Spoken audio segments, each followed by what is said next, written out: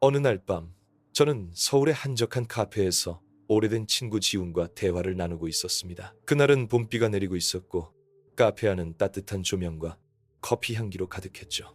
대화가 어느 정도 무르익었을 때 지훈이 갑자기 물었어요. 예수님이 부활 후에 제자들에게 뭐라고 했는지 알고 있어? 저는 잠시 멈칫했죠. 당연히 성경에 나온 내용을 떠올렸지만 그가 말하는 진짜 이야기가 뭔지 궁금했습니다. 지훈은 웃으며 말했어요. 사실은 우리가 잘 모르는 기록들이 있어. 에티오피아 성경에 담긴 이야기 말이야.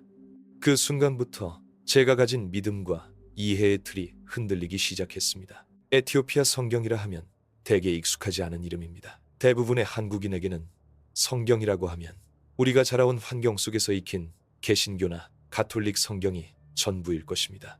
그런데 에티오피아 정교회가 전하는 성경은 조금 다릅니다. 거기에 담긴 예수님의 부활 후 말씀은 우리에게 새로운 시각을 열어줄 수 있죠. 예수님이 부활하신 후 무슨 말씀을 하셨을까?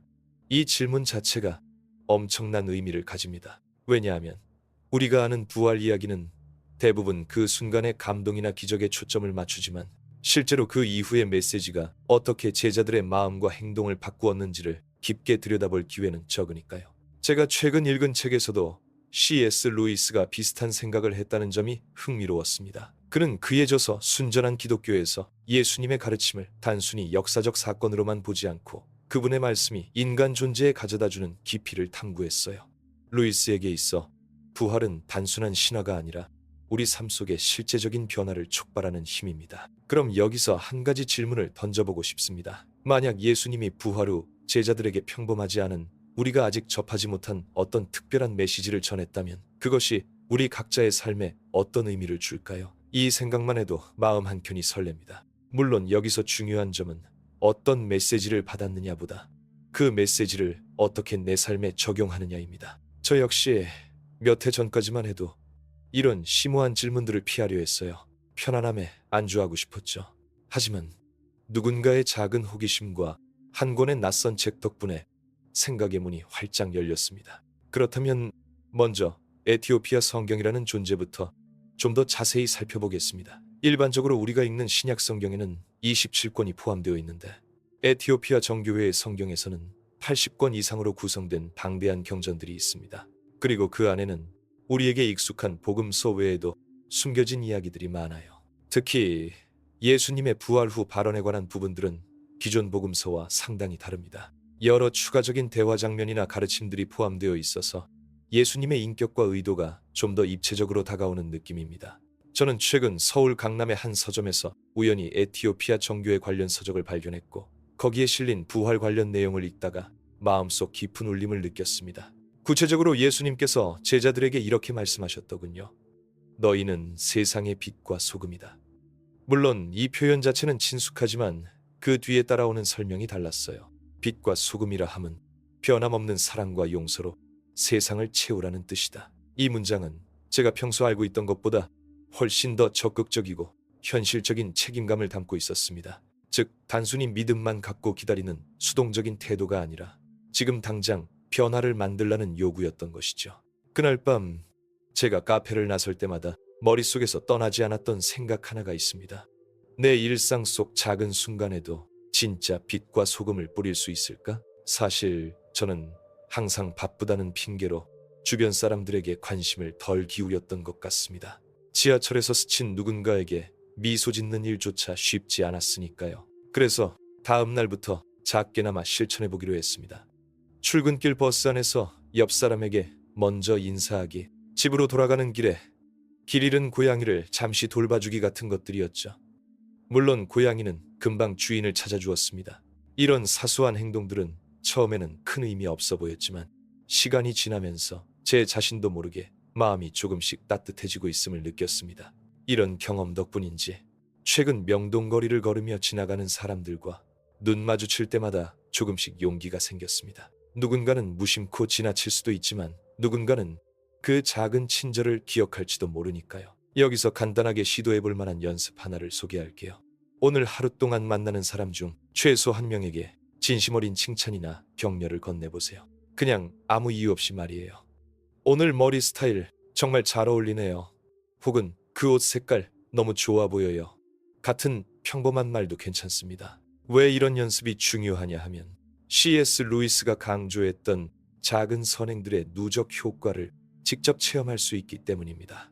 그는 이성적 믿음뿐 아니라 행동하는 사랑이 신앙의 본질이라고 봤어요. 그리고 혹시라도 실천하다가 쑥스럽거나 어색하다면 너무 걱정하지 마세요. 저도 처음엔 그런 감정 때문에 여러 번 멈칫했거든요. 중요한 건 시작한다는 사실 자체니까요. 우리가 보통 생각하는 예수님의 말씀이라는 건 너무 멀리 있는 어떤 이상처럼 여겨질 때가 많잖아요. 하지만 에티오피아 성경에서 발견되는 생생한 대화들은 오히려 우리의 현실과 아주 밀접하게 연결되어 있다는 것을 알게 되었습니다. 그렇다면 왜 이런 중요한 내용들이 널리 알려지지 않았을까요? 바로 역사와 문화적인 차이가 크기 때문입니다. 에티오피아 교회는 오랜 세월 동안 독자적인 신앙 전통을 유지했고 서구 중심의 성경 해석과 달리 자기만의 방식으로 복음을 이해해 왔어요. 최근 들어서는 인터넷 덕분에 이런 다양한 관점들이 조금씩 공유되고 있지만 아직도 많은 사람들이 낯설어 합니다. 저 역시 그런 입장이었으니까요. 그래서 여러분께 묻고 싶어요.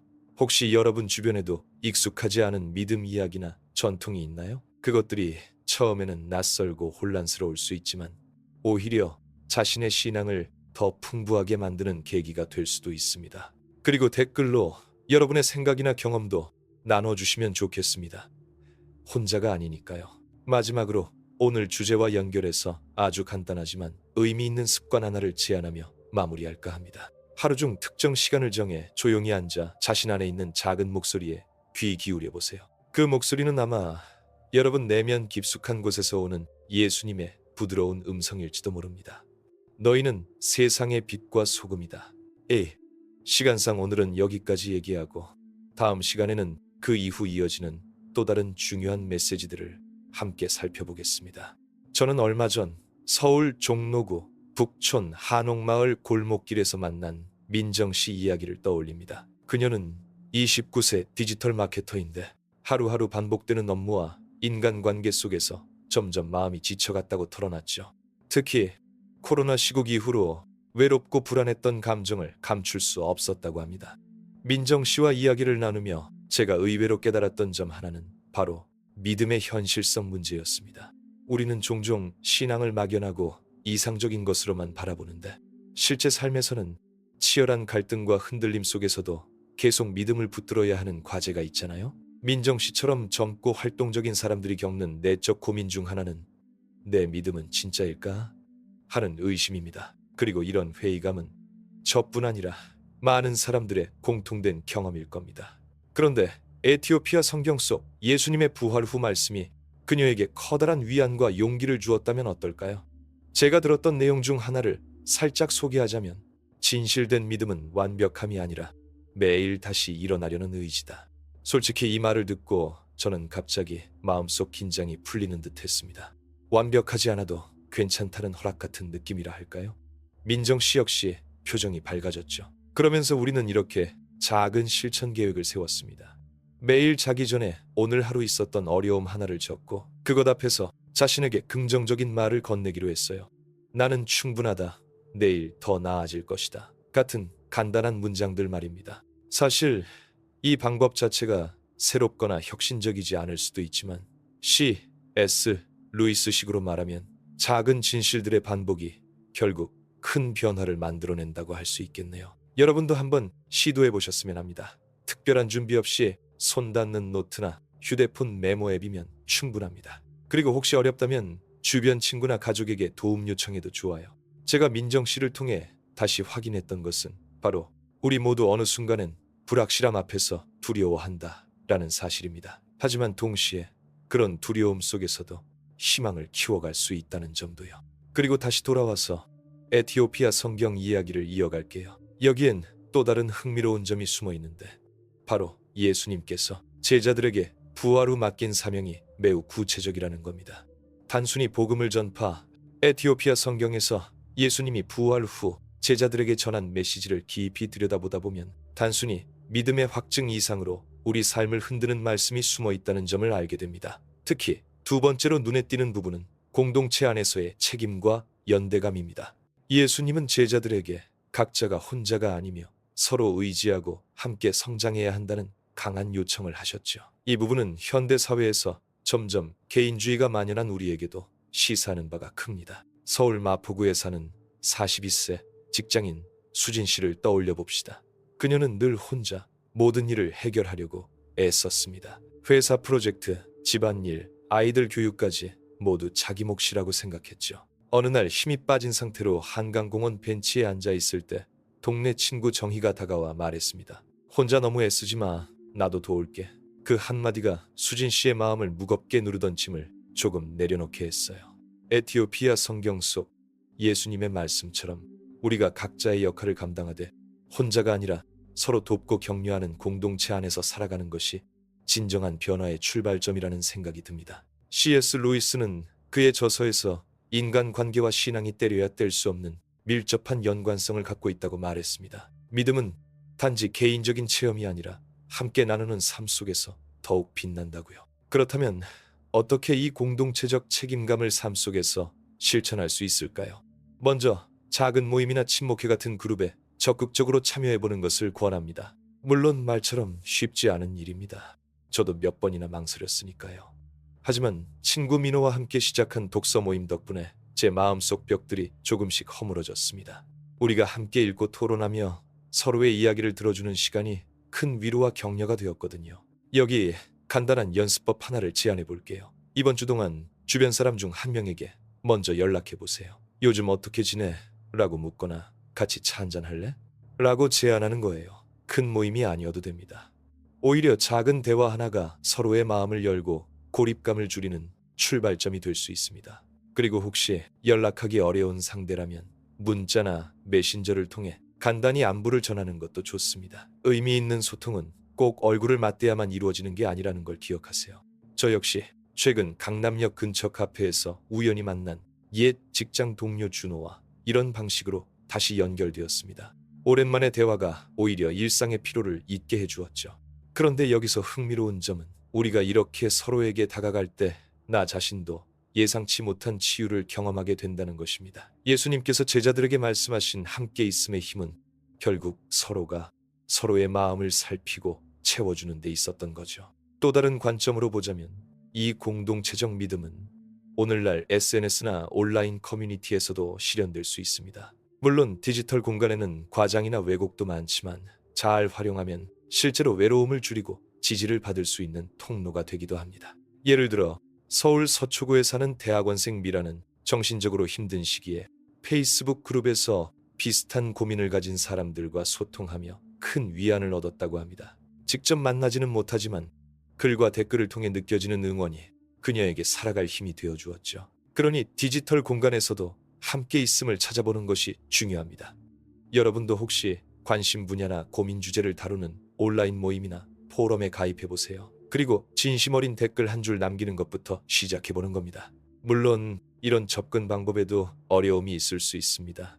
익숙하지 않거나 내성적인 성격이라면 특히 그렇겠죠. 하지만 조용히 스크롤을 넘기며 타인의 이야기를 듣기만 해도 이미 새로운 세계와 연결된 셈입니다. 이번에는 세 번째 중요한 메시지로 넘어갈까요? 이번에는 희망과 용서라는 주제입니다.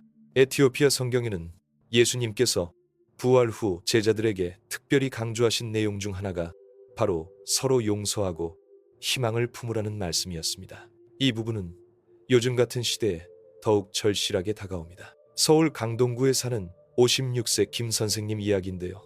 그는 오랫동안 가족 간 갈등으로 마음속 상처를 품고 살았습니다. 부모님과 형제들과의 오해와 다툼이 쌓여 마음 문을 닫았죠. 그런데 어느 날 우연히 지역교회의 프로그램에 참여하게 되었고 그곳에서 에티오피아 정교회의 이야기와 예수님의 부활 후 용서 메시지를 접했습니다. 그 순간 자신이 짊어지고 있던 분노와 원망이 조금씩 녹아내리는 듯 했다고 해요. 김 선생님은 이후 매일 아침 거울 앞에서 스스로에게 이렇게 말하기 시작했습니다. 오늘은 내가 먼저 용서를 선택한다.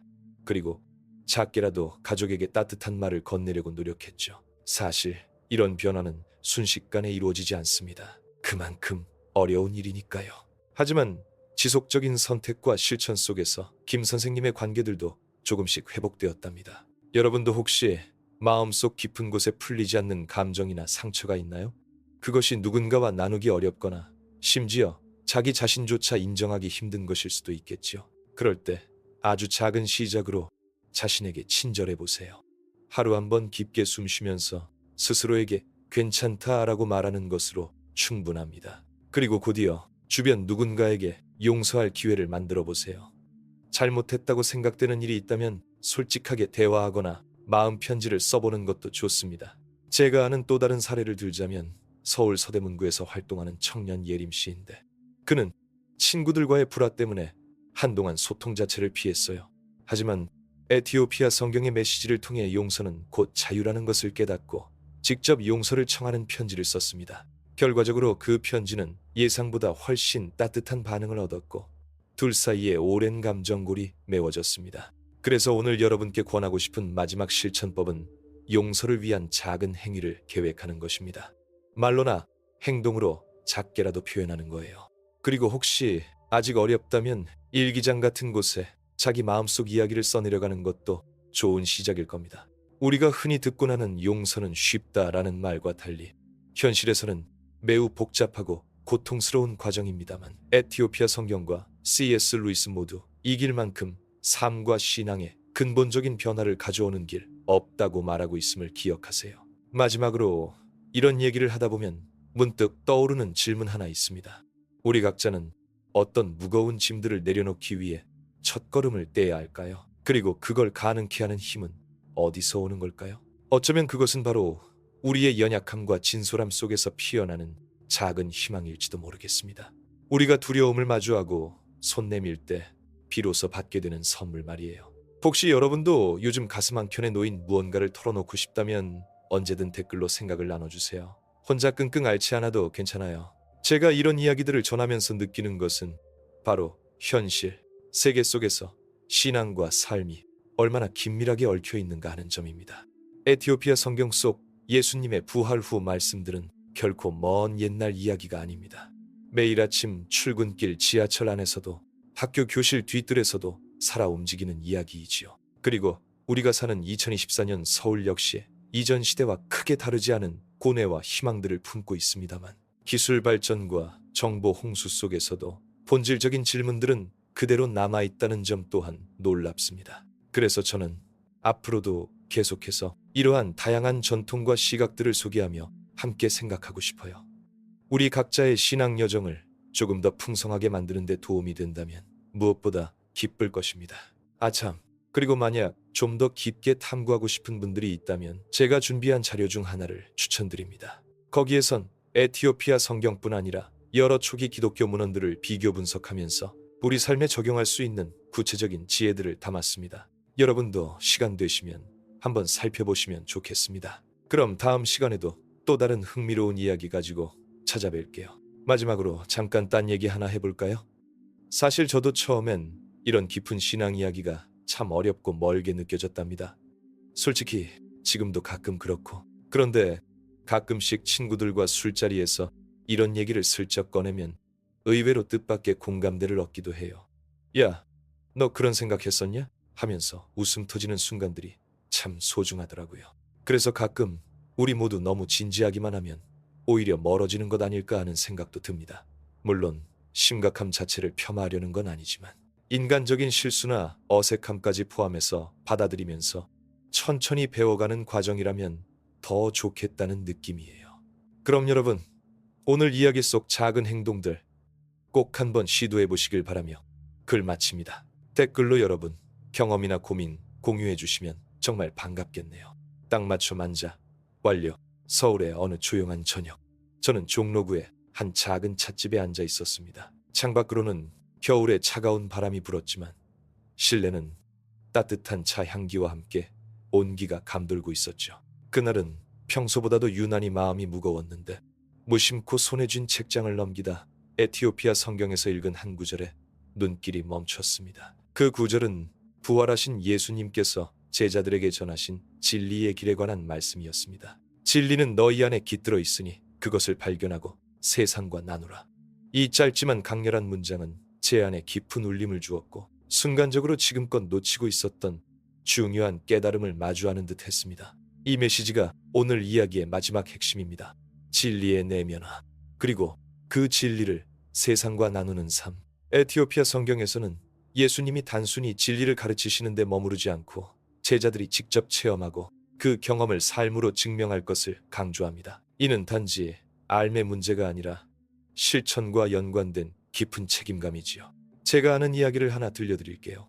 서울 동대문구에서 활동하는 청년 작가 수연 씨는 자신의 글을 통해 사람들에게 진실된 마음을 전하려 노력합니다.